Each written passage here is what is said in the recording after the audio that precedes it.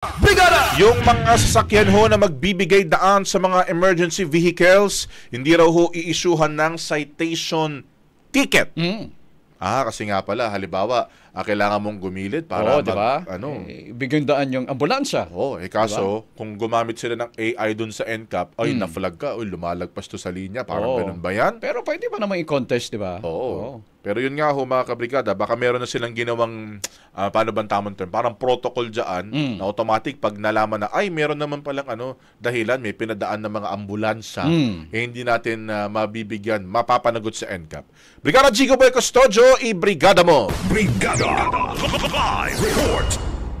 Brigada Gab and Brigada Abs, nilinaw nga ng MMDA na hindi mai-issuehan ng citation ticket ang mga sasakyan na magbibigay daan sa mga emergency vehicles gaya ng mga ambulansya, fire trucks at iba pa. Ito nga isa kabila ng mga sentimiento ng mga netizens patungkol sa umiiral ngayon na NCAP. Sa isang post sa Facebook group, hindi na raw talaga nagbibigay daan yung mga riders sa mga emergency vehicles dahil sa takot nga na matikitan.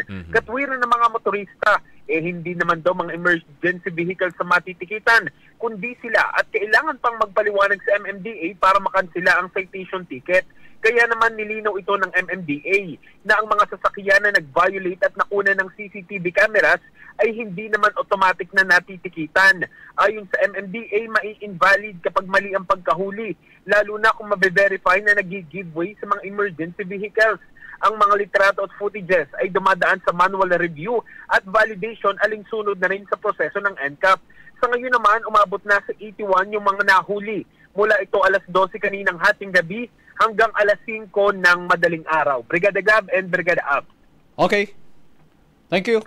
Maraming salamat. In the heart of changing lives, ako si Brigada Jigo Custodio ng 105.1 Brigada News of Manila. The Music News. Tira! Brigada! Ang bahaging ito ay hatid sa atin ng Mom's Love ES1 Capsule. Simulang tuparin ang pangarap ng iyong anak. And stunting now!